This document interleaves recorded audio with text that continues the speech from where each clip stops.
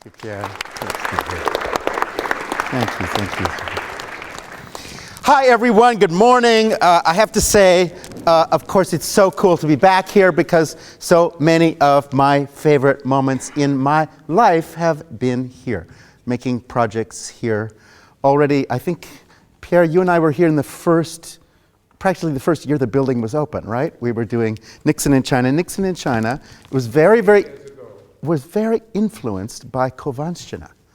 And there are scenes like the second scene, Scene 2 of Nixon in China, when Mao and Nixon meet, is based on that big political meeting in Act 2 of Kovanstchina, and things like that. But anyway, just to say hello, it all connects, and here we are connecting again. So instead of a big motherfucker like Kovanstchina, we've done the opposite. We've made, we say opera comes in many sizes, and why not make intimate, private, and personal, since we're in a world that is so everything else. How about if we just used opera as a moment to get very, very real and quiet in a world that's super noisy? Could we just create this space of total quiet, total focus, total concentration? And could we make something that's less a big show, because God knows the Pentagon is doing that, and let's do something that takes us in and not just the surface of the world.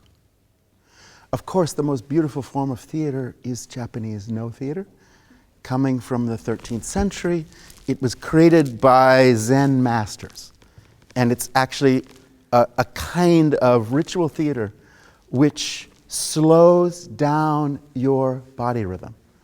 Because, of course, one of the big problems is we're hurrying everywhere. And there are 95 emails we haven't returned yet. And we're not actually breathing. We're running from thing to thing. What would it mean just to stop? In the case of no theater in Japan, it literally slows your heartbeat down so you can begin first to breathe, and then to experience the emotions that you're pushing away.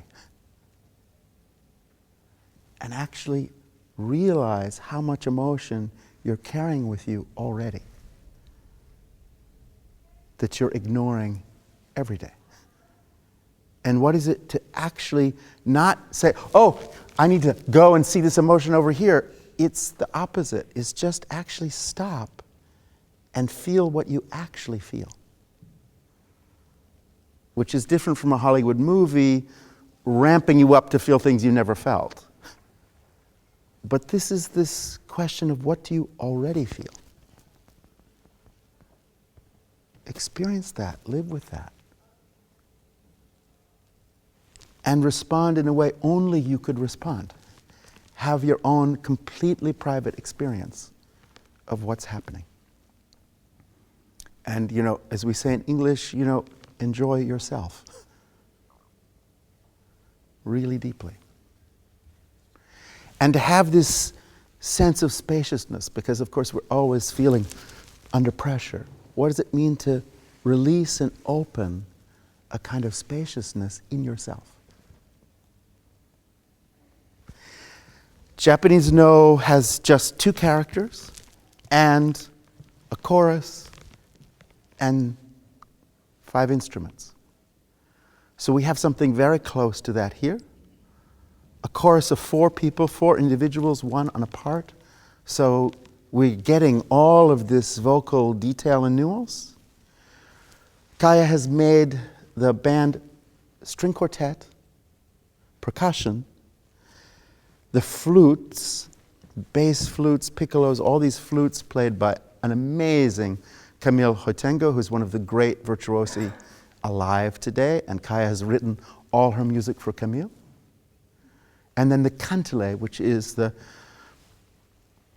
Finnish version of the dulcimer or the cimbalom, hammered to create this mysterious sound of going in and out of worlds. Japanese No is always about spirits entering and exiting this world. The first play is called Tsunemasa. Tsunemasa is the first piece, and the two pieces together are night and day. Tsunemasa is deep midnight, and the second piece is the daylight. Tsunemasa is about a young man who was at court, a favorite of the emperor. He played the lute. Everybody loved him. He had this magic touch on the lute and with human beings. People loved this young man. He went to war, he killed someone, and then he was killed. And now he is burning in hell. In Asia, there's a ceremony that is made 1 year after the death of somebody who died in pain, who died suffering. And then the ceremony is also 3 years after, when we know that their restless spirit is unhappy, that they are in eternity in a state that knows no peace. So we make a ceremony here to tell this person, we loved you. We love you, we're thinking of you, we send to you all our love. We know you're restless. So the first play is the priest, played by Devon, who places the lute on the altar and makes a ceremony for this young man. The lute begins to play itself. And the sound of this young man's voice is in the room. And he struggles to come back into Earth's atmosphere. Trying to get back into this world is excruciating. He's already in pain. You hear this voice try to penetrate. The priest says, "Did I see him? Did I see a figure?" He says, "You see me if you see me." But I heard a voice. And you hear on the wind this voice. Only the sound remains. Of people we knew, people we love, who are gone, but we can still hear their voice. So this first play is living with the sound of someone who was here, who you loved.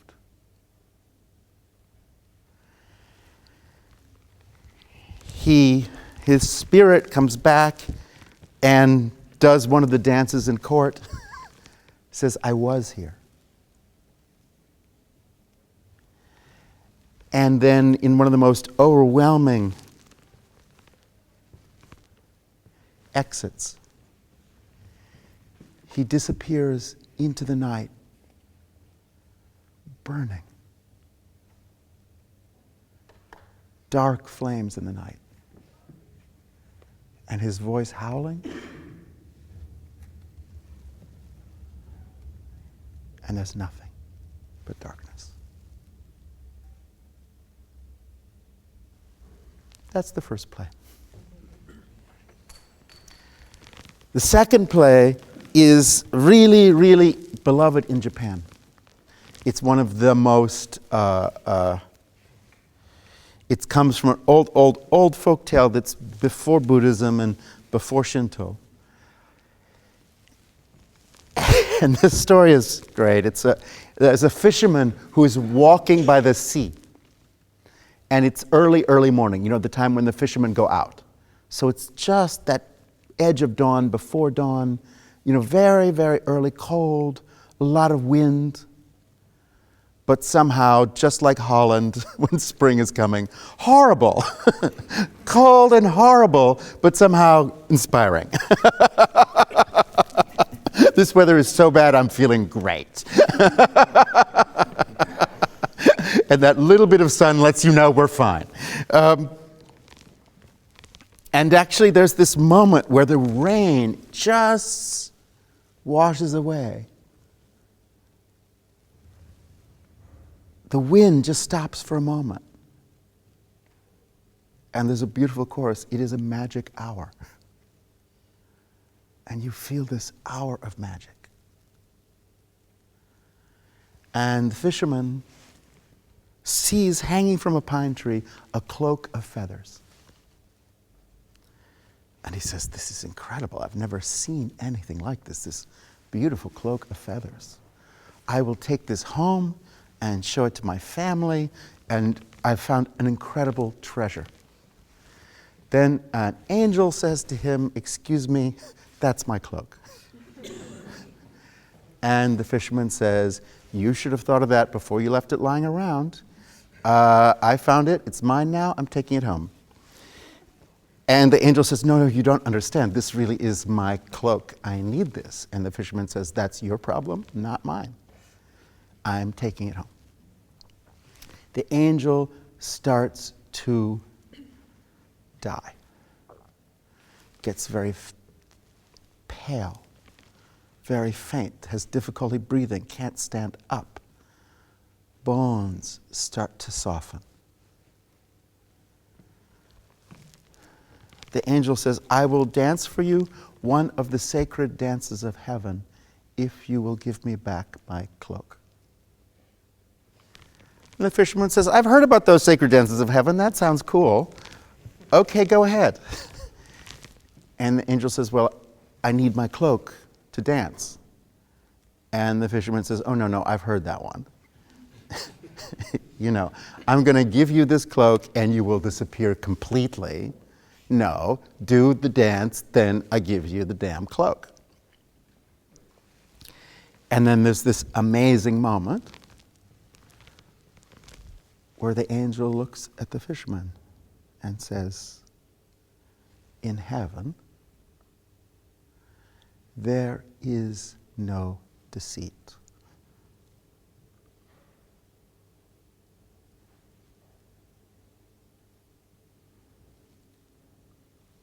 And the fisherman says, here's your cloak.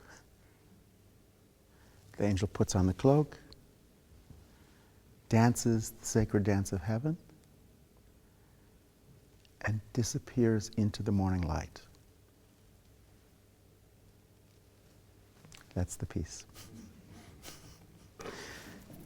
So these two pieces have their own special qualities of kind of nightmare and also beauty. Kaya has set the spirit role for the sound of countertenor, and Philippe and Kaya have worked very closely together to find a special world where this sound of the spirit voice, countertenor is such a special timbre, it's something out of this world. But Kaya has taken one more step and composed it with special electronics. So the voice is also transmuted and given a whole incredible color range and amazing kind of a feathery sound of a countertenor voice. In addition, it's projected secretly through the whole theater. So spatially, the voices are moving all around us. And so it's not just a proscenium, but it is this complete immersion. And that we're inside the world of this sound. The other thing, of course, is that the solo instruments are working really closely with the solo voices. So it creates this incredible exchange, and the instruments themselves become characters and turn into another type of presence.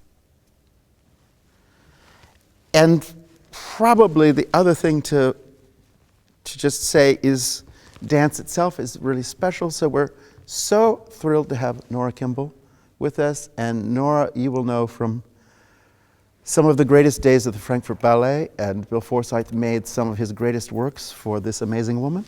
And it's incredible to have her with us. And we will have, I think, a very special feeling of the dance here. Robbie has made costumes that are quite rare. And I would just say a bit for a moment about the visuals. Visually, of course, this world of light and dark depends on Jim Ingalls, the grand maestro of light and dark, but also this edge of perception, this sense where, again, light is a spiritual quality, where each being comes into the world bringing light. It's not that we shine a light on someone, it's that the person themselves is bringing light into darkness. Julie Moret, too, as Pierre said, please see her work in a museum, but she's an astonishing woman whose career has suddenly really become quite prominent. I think the British Museum last year had an exhibit called From Picasso to Julie Moret. So, okay.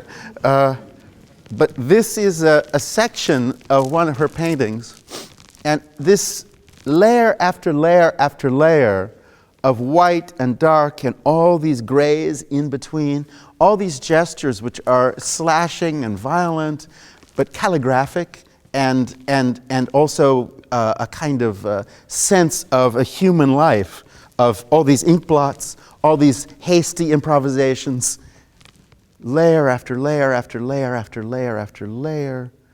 It's both an obstacle and a course and a transparency, like your life. A few things you wish were a little more transparent, a few other places that are a little darker, marked. So this is the edge between life and death that the spirits are trying to get through. In the second play, there's another painting. We light behind and in front. Philippe is inside this painting and we see him through it. We create ceremonies around and through this work.